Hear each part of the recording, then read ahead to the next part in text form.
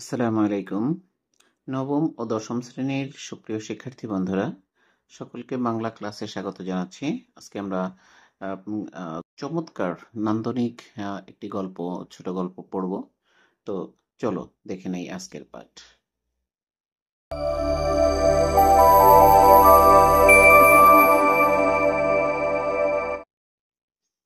বন্ধুরা, আমি আজকে তোমাদেরকে যে পাঠটি উপস্থাপন করে শোনাবো বা তোমাদেরকে একটু বোঝাবার চেষ্টা করব, সেটি হলো শুভা গল্প, যেটির রচয়িতা রবীন্দ্রনাথ ঠাকুর। এটি একটি উপন্যাসের অংশবিশেষ, একটি ছোট গল্প। তো এই ছোট গল্পটি পড়তে গিয়ে আমরা অনেক নান্দনিক নান্দনিক শব্দের সম্মুখীন হব। সেই শব্দগুলো আমরা বুঝে নেবার চেষ্টা করব। সব মিলিয়ে আজকের ক্লাসটি অনেক মজাদার হবে তোমাদের জন্য, বিশেষ করে যারা বাংলাকে খুব ভালোবাসো, বাংলার সাথে একদম মন গেঁথে থাকে, তাদের জন্য আজকের ক্লাসটা নান্দনিক হবে, যেহেতু অনেক নতুন নতুন শব্দ আমরা এই পাঠে শিখব এবং এই গল্পটি বোঝার চেষ্টা করব। তো চলো শুরু করি। শুভা গল্পটি, যেটি রচয়িতা রবীন্দ্রনাথ ঠাকুর। আমি একদম লাইন বাই লাইন পড়বো এবং তোমরা দেখতে পাচ্ছ যে এখানে কিছু কিছু লাইন আমি আন্ডারলাইন করেছি, মার্কিং করেছি, হাইলাইট করেছি। সেই শব্দের অর্থগুলো বোঝাবার চেষ্টা করব। তোমরা খাতা কলম হাতে রাখলে খুব ভালো হয়।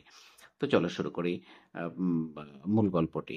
এখানে রয়েছে, মেয়েটির নাম যখন সুভাষিনী রাখা হয়েছিল, তখন কে জানিত সে বোবা হইবে। তাহার দুটি বড় বোনকে সুকেশিনী ও সুহাসিনী নাম দেওয়া হইয়াছিল। তাই মিলের অনুরোধে তাহার বাপ ছোট মেয়েটির নাম সুভাষিনী রাখে। এখন সকলে তাহাকে সংক্ষেপে শুভা বলে। এখানে আমরা একটা মেয়ের পরিচিতি পেয়েছি, যে মেয়েটি এই গল্পটির কেন্দ্রবিন্দুতে রয়েছে। তো এই এই মেয়েটির নাম হলো শুভা, সংক্ষিপ্ত নাম, যার পূর্ণ নাম হলো সুভাষিনী। তো এখানে তার বড় দুই বোনের নামের কথা উল্লেখ আছে। এই শব্দের অর্থগুলো আমরা একটু জেনে নিব। তো এখানে কি বলেছে? সুভাষিনী। সুভাষিনী হলো যে সুন্দর কথা বলে, সুন্দর ভাষা, যার মুখ থেকে নিঃসৃত হয়, তাকে আমরা সুভাষিনী বলি। সুকেশিনী হলো যার চুল সুন্দর, যার অনেক নান্দনিক চুল থাকে, তাদেরকে বলা হয় সুকেশিনী। আর সুহাসিনী হলো যে সুন্দর করে হাসে, যার হাসিটা অনেক মিষ্টি, তাকে বলা হয় সুহাসিনী। তো যাই হোক, অর্থগুলো আমরা জেনে নিয়েছি। তো এখানে আমরা দেখেছি যে সুভাষিনীর হলো ছোট একটি মেয়ে, যার বড় দুইটা বোন আছে, এবং তার বাবা তার নামটি বড় দুই বোনের সাথে মিল রেখেই সুভাষিনী করেছিল, যাকে সবাই ছোট্ট নামে, সুভাষিনী শব্দটাকে ছোট্ট করে শুভা নামে ডাকে। এতটুকু আমরা প্রথম প্যারা থেকে জেনেছি। এরপরে দেখো রয়েছে যে দস্তুর মতো অনুসন্ধান ও অর্থ ব্যয়ে বড় দুটি মেয়ের বিবাহ হইয়া গেছে। এখন ছোটটি পিতামাতার নীরব হৃদয় ভারের মতো বিরাজ করিতেছে। লেখাটা সাধু ভাষায়, এই জন্য বেশি নান্দনিক। তো সাধু ভাষায় লেখা তোমাদের বুঝতে একটু কষ্ট হতে পারে, কিন্তু আমি চেষ্টা করবো সুন্দর করে বলে দেবার জন্য। দস্তুর মতো হলো সাধ্য মতো, যথেষ্ট বা সর্বাত্মক। আমি তিনটা সমার্থক শব্দ বলেছি। দস্তুর মতো হলো সাধ্য মতো, বা যতটুকু চেষ্টা করা যায় সেই চেষ্টা মতো, বা যথেষ্ট। তো এখানে কি বলেছে যে দুই বোনের বিয়ে হয়ে গেছে, কিন্তু দস্তুর মতো সাধ্যমতো চেষ্টা করছে বাবা, কিন্তু তার বিয়ে হচ্ছে না। হৃদয় ভার বলছে, নীরব হৃদয় ভারের মতো বিরাজ করছে। হৃদয় ভার মানে এখানে মনোকষ্টের কথা বোঝানো হয়েছে, যে মা বাবার মর্মপীড়া বা মনোকষ্টের কারণ হয়ে সে অবস্থান করছে, বা ছোট মেয়েটা রয়েছে মা বাবার অনেক কষ্টের কারণ হয়ে। কেন কষ্টের কারণ, সে বিষয়টা আমরা পরে পড়তে পড়তে সামনের দিকে গেলে জানতে পারবো। এখানেই চলে এসেছে, যে কথা কয় না সে যে অনুভব করে, সে যে অনুভব করে ইহা সকলের মনে হয় না। এই জন্য তাহার সাক্ষাতেই সকলে তাহার ভবিষ্যৎ সম্বন্ধে দুশ্চিন্তা প্রকাশ করিত। সে যে বিধাতার অভিশাপ স্বরূপ তাহার তাহার পিতৃগৃহে আসিয়া জন্মগ্রহণ করিয়াছে, এ কথা সে শিশুকাল হইতে বুঝিয়া লইয়াছিল। তাহার ফল এই হইয়াছিল, সাধারণের দৃষ্টিপথ হইতে সে আপনাকে গোপন করিয়া রাখিতে সর্বদাই চেষ্টা করিত। মনে করিত, আমাকে সবাই ভুলিলে বাঁচি। কিন্তু বেদনা কি কেহ কখনো ভোলে? পিতামাতার মনে সে সর্বদাই জাগরূক ছিল। খুব চমৎকার করে এখানে বলেছে, আমরা এখানে দেখতে পেয়েছি যে সে কথা বলতে পারে না। এই যে শোভা মেয়েটা, সে কথা বলতে পারে না। আর কথা বলতে পারে না বলেই তার সামনে যেই আসুক, সে তাকে নিয়ে কি করে, একটি নেতিবাচক মন্তব্য করে বা তার ভবিষ্যৎ নিয়ে একটা উৎকণ্ঠা প্রকাশ করে। যেহেতু বোবা মেয়েটা, সবাই বলে এই মেয়েটার ভবিষ্যৎটা খুব অন্ধকার, এরকম আর কি একটা। এই জন্য শোভা কি করতো, সবার দৃষ্টিপথ হইতে, দৃষ্টিপথ মানে চোখের দৃষ্টি, চোখের সামনে থেকে কি করতো, নিজেকে গোপন করে রাখতো এবং ভাবতো যে আমাকে যদি সবাই ভুলে যেত তাই ভালো। কিন্তু আসলে তা তো ভোলা যায় না, কারণ যে সন্তানটা একটু কমজোরি হয়, অর্থাৎ যে সন্তানটা অন্য সন্তানদের চেয়ে একটু ত্রুটিপূর্ণ হয়, সে মা বাবার মনে সর্বদাই জেগে থাকে, শত ব্যস্ততার মধ্যেও। এখানে জাগরুক শব্দের অর্থ হলো জেগে থাকা, সর্বদাই জাগ্রত থাকা। মনের মধ্যে এই শোভার কথাটা সর্বদাই মা-বাবার মনের মধ্যে জাগ্রত থাকত। সেটাই বলেছে। বিশেষত তাহার মা তাহাকে নিজের একটা ত্রুটি স্বরূপ দেখিতেন। কেননা মাতা-পুত্র অপেক্ষা কন্যাকে নিজের অংশরূপে দেখেন। কন্যার কোনো অসম্পূর্ণতা দেখিলে সেটা যেন বিশেষরূপে নিজের লজ্জার কারণ বলিয়া মনে করেন। এখানে দেখো, এগুলো আমাদের সমাজে আজও বিরাজিত আছে যে কোনো সন্তান যদি হয়, ত্রুটিপূর্ণ হয় গর্ভ থেকে, তাহলে কি হয়, মাকে দায়ী করা হয়। এবং মা মনে করেন যে হয়তো তারই শারীরিক কোনো ত্রুটির কারণে তার সন্তানটা ত্রুটিপূর্ণ হয়েছে। তো এজন্য মার মধ্যেও কিন্তু একটা অপরাধ বোধ কি থাকে, কাজ করে, যদিও এটা ঠিক নয়। বরঞ্চ বরঞ্চ মানে বরঞ্চ কন্যার পিতা বাণীকণ্ঠ শোভাকে তাহার অন্য মেয়েদের অপেক্ষা যেন একটু বেশি ভালোবাসিতেন। কিন্তু মাতা তাহাকে নিজের গর্ভের কলঙ্ক জ্ঞান করিয়া তাহার প্রতি বড় বিরক্ত ছিলেন। বাবা কি করতেন, এই শোভাকে অনেক বেশি, আরো শোভা ছাড়াও ২ টা মেয়ে আছে, তাদের চেয়েও শোভাকে বেশি আদর করতেন, বেশি ভালোবাসতেন। কেন? কারণ শোভা ত্রুটিপূর্ণ। অন্য মেয়ে ২ টা কোনো শারীরিক ত্রুটি ছিল না, কিন্তু শোভা ত্রুটিপূর্ণ। উম তার বিশেষ চাহিদা সম্পন্ন শিশু। এইজন্যই কি হতো, যে তার বাবা তাকে বেশি ভালোবাসতো। কিন্তু মা সেটা করত না। মা তাকে একটু তার প্রতি একটু বিরক্তই ছিল, শোভার প্রতি একটু বিরক্তই ছিল। শোভার কথা ছিল না। কিন্তু তাহার সুদীর্ঘ পল্লব বিশিষ্ট বড়, বড় ২ টি কালো চোখ ছিল এবং তাহার ওষ্ঠাধর ভাবের আভাস মাত্রে কচি কিশলয়ের মতো কাঁপিয়া উঠিত। আমরা আ জানি কিছু একটা প্রবাদ এই ক্ষেত্রে মনে পড়ল, যে যদিও এগুলো ক্লাসে আসলে বলা ঠিক না, তবুও আমি বলছি যেহেতু এটা বাংলা প্রবাদ। একটা প্রবাদ আছে হলো যে, "এক চোখ কানা যার ৮২ বুদ্ধি তার।" এই প্রবাদটার অর্থ জানো? এই প্রবাদটার অর্থ হলো যে যাদের শারীরিক আ কিছু ত্রুটি রয়েছে, যেমন সেটা হোক দৃষ্টি প্রতিবন্ধী হতে পারে বা শ্রবণ প্রতিবন্ধী হতে পারে অথবা বাক প্রতিবন্ধী হতে পারে। তো এই যে প্রতিবন্ধকতা, কোনো মানুষের মধ্যে যদি প্রতিবন্ধকতাগুলো থাকে, তাহলে তার মধ্যে অনুভূতিটা অনেক তীব্র থাকে। অনুভূতিটা অনেক প্রবল, এটা সৃষ্টিরই একটা রহস্য। অনুভূতি অনেক প্রবল থাকে। তো সেটাই বলছে যে শোভার মুখে কথা ছিল না ঠিকই। কিন্তু আ সুদীর্ঘ পল্লব বিশিষ্ট বড়, বড় ২ টি কালো চোখ ছিল। অর্থাৎ তার বড়, বড় উম আ চোখগুলো অনেক বড়, বড় সুন্দর ছিল। সুদীর্ঘ পল্লব বিশিষ্ট। পল্লব মানে হলো পাতা। সুদীর্ঘ মানে টানা, টানা, বড়। সুদীর্ঘ পল্লব মানে চোখের বড়, বড় পাতা সমৃদ্ধ। চোখ বড় হলে তো চোখের পাতা বড় হবেই। তো সেটাই বলছে, সু উম আ দীর্ঘ পল্লব বিশিষ্ট বড়, বড় ২ টি চোখ ছিল এবং ওষ্ঠাধর কি হতো, কোনো ভাবের আবেশ পাওয়া মাত্রই বা আভাস পাওয়া মাত্র কি হতো, কচি কিশলয়ের মতো কাঁপিয়ে উঠিত। ওষ্ঠাধর, এই যে দারুণ একটা শব্দ। ওষ্ঠাধর এই শব্দটাকে যদি আমরা বিভাজন করি তাহলে পাই ওষ্ঠ যোগ অধর। ওষ্ঠ আর অধর কি? ওষ্ঠ মানে তো জানি আমরা ঠোঁট। আসলে আমাদের দুইটা ঠোঁট, একটা ঠোঁট হলো উপরে, একটা ঠোঁট হলো নিচে। উপরের যে ঠোঁট সেটাকে বলা হয় ওষ্ঠ। একটু ভালো করে মনে রাখবে, দারুণ একটা জিনিস। ওষ্ঠ এবং নিচের যে ঠোঁট সেটার নাম হলো অধর।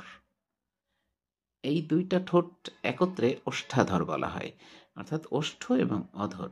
তার দুইটা ঠোঁট কি হতো, কোনো ভাবের আভাস পাওয়া মাত্র কচি কিশলয়, কচি কিশলয়, কিশলয় মানে হলো কচি পাতা, সবুজ পাতা, কচি পাতা। তো এই কচি পাতা গুলো কি সাধারণত একটু দুর্বল হয় না, একটু নরম হয়। তো এটা যেমন একটু বাতাসে দুলে ওঠে, ঠিক তেমন ভাবে কি হতো, তার এই ঠোঁট দুটি কেঁপে উঠতো, দুলে উঠতো, অর্থাৎ সে কিছু বলতে চেষ্টা করতো, বলতে চাইতো, বোঝাতে চাইতো। সে কথাটা এখানে বুঝিয়েছে। আর একটা শব্দ আমি এখানে বাদ দিয়ে এসেছি, সেটা হলো গর্ভের কলঙ্ক জ্ঞান করিয়া তাহার প্রতি বড়ই বিরক্ত ছিল। গর্ভের কলঙ্ক মানে, গর্ভের কলঙ্ক মানে সে মা মনে করতো এটা তার গর্ভেরই কোনো ত্রুটি, তার পেটের কোনো ত্রুটি। গর্ভের কলঙ্ক বলতে বোঝাচ্ছে হলো যে সন্তান হিসাবে যে কলঙ্ক, সন্তান হিসাবে যে ত্রুটি, যে কলঙ্ক, সেটাকেই মা গর্ভের ত্রুটি মনে করতেন। এই শব্দটা ছেড়ে এসেছিলাম। তাহলে এখানে দেখো অনেকগুলো শব্দ আমরা জেনে নিয়েছি। তো এখানে কি বলছে? এখানে বলছে এই প্যারা থেকে আমরা যেটা জানতে পেরেছি যে তার বাবা তাকে অনেক ভালোবাসতো, কিন্তু মা তাকে তার প্রতি বড়ই বিরক্ত ছিল। যেহেতু সে, মা কি মনে করতো যে এটা তার গর্ভের কলঙ্কের জন্যই তার এই সন্তানটা কি হয়েছে, বোবা হয়েছে। অন্যদিকে আরো একটু অংশ রয়েছে, সেটি হলো যে শোভা কথা বলতে পারতো না ঠিকই, কিন্তু তার অনুভূতিটা অনেক প্রবল ছিল, সেই বিষয়টাই এখানে বুঝিয়েছে। তো এরপরে আমরা পরবর্তী পৃষ্ঠায় চলে যাচ্ছি। কথায় আমরা যেভাবে যে ভাব প্রকাশ করি সেটা আমাদিগকে, মানে আমাদেরকে অনেকটা নিজের চেষ্টায় গড়িয়া লইতে হয়। কতকটা তর্জমা করার মতো। সকল সময় ঠিক হয় না, ক্ষমতার অভাবে অনেক সময় ভুলও হয়, কিন্তু কালো চোখে কিছু তর্জমা করিতে হয় না। মন আপনি তাহার উপর ছায়া ফেলে, ভাব আপনি তাহার উপর কখনো প্রসারিত, কখনো মুদিত হয়, কখনো উজ্জ্বলভাবে জ্বলিয়া ওঠে, কখনো ম্লানভাবে নিভিয়া আসে, কখনো অস্তমান চন্দ্রের মতো অনিমেষভাবে চাহিয়া থাকে, কখনো দ্রুত চঞ্চল বিদ্যুতের মতো দিকবিদিকে ঠিকরিয়া ওঠে। মুখের ভাব বই জন্মকাল যাহার, অন্য ভাষা নাই তাহার, চোখের ভাষা অসীম উদার ও অতল, স্পর্শ গভীর, অনেকটা স্বচ্ছ আকাশের মতো দয়াস্ত এবং ছায়ালোকের নিস্তব্ধ রঙ্গভূমি। এই বাক্যহীন মনুষ্যের মধ্যে বৃহৎ প্রকৃতির মতো একটা বিজন মহত্ব আছে।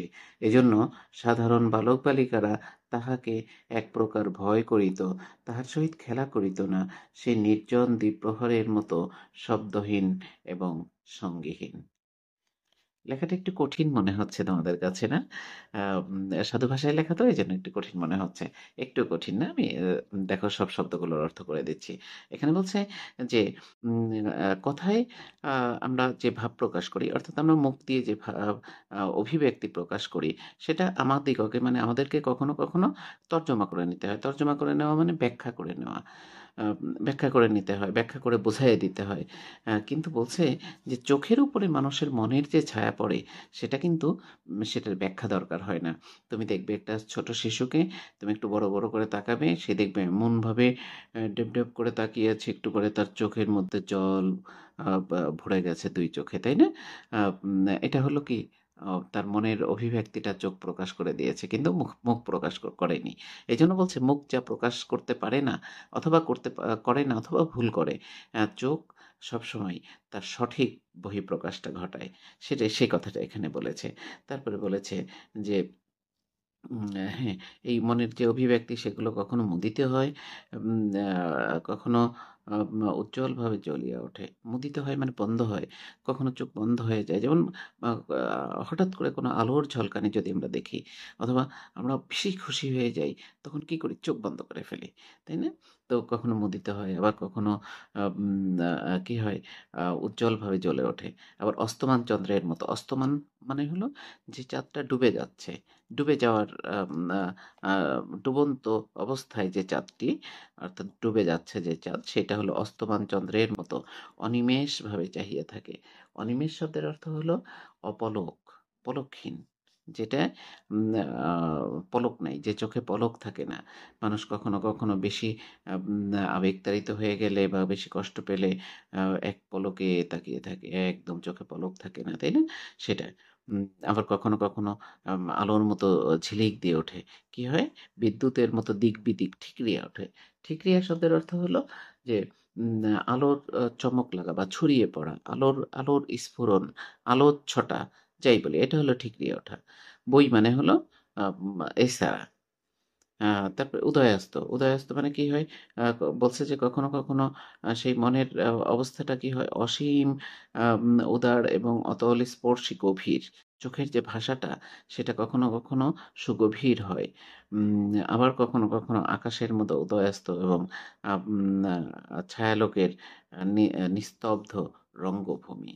এখানে কি হয়? সবই পুরোটাই লেখা একটা কল্পনা করে তো, এজন্য আমাদেরকে একটু বুঝে নিতে হবে। উদয়াস্ত মানে হলো উদয় থেকে অস্ত পর্যন্ত। উদয় যোগ অস্ত, উদয়াস্ত।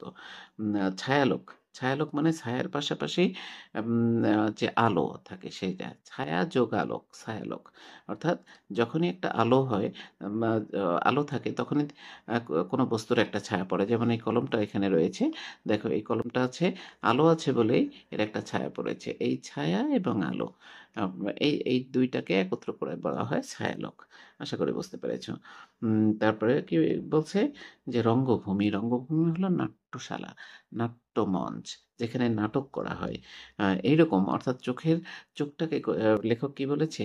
যে মানুষ তার আবেগ দিয়ে, মনের আবেগ থেকে সেই চোখ কখনো, কখনো নাট্যের মতো রঙ্গমঞ্চ হতে পারে, বা সেরকম বিচিত্র হতে পারে। তারপরে আবার কি বলছে? যে উম আ এই ভাবগুলো কি হয়? শোভার মধ্যে তার চোখে এই ভাবগুলো ফুটে ওঠে। উম বালক-বালিকারা শোভার সাথে খেলতে চায় না। খেলতে চায় না কেন? সে তো কথা বলতে পারে না। এজন্য তার চোখ দিয়েই তাকে সবকিছু তার আবেগ প্রকাশ করতে হয়। যেটা বাচ্চারা হয়তো কেউ বোঝে না, অথবা কেউ বুঝতে পারে, কেউ ভুল বোঝে। এজন্য একটা বিরক্তিকর বলে তার সাথে কেউ খেলতে চায় না। সে নির্জন দ্বীপ্রহরের মতো শব্দহীন এবং সঙ্গীহীন। নির্জন দ্বীপ্রহর কি? দুপুরবেলা। দুপুরটা কি হয়? নিস্তব্ধ হয়, নিঝুম হয়। গ্রামে যারা থাকো, শহরে তো এই অনুভূতিটা পাওয়া যাবে না।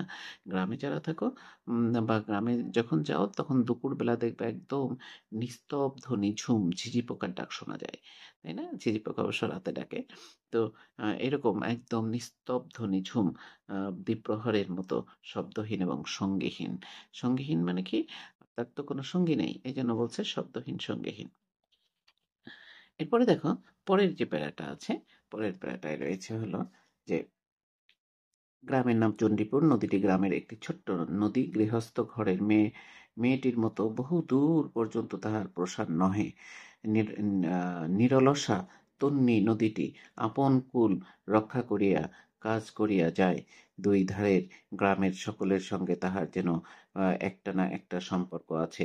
দুই ধারের লোকালয় এবং তরুচ্ছায়াঘন উচ্চতট নিম্নতল দিয়া গ্রামলক্ষ্মী স্রোতস্বিনী আত্মবিস্মৃত দ্রুত পদক্ষেপে প্রফুল্ল হৃদয়ে আপনার অসংখ্য কল্যাণ কার্যে চলিয়াছে।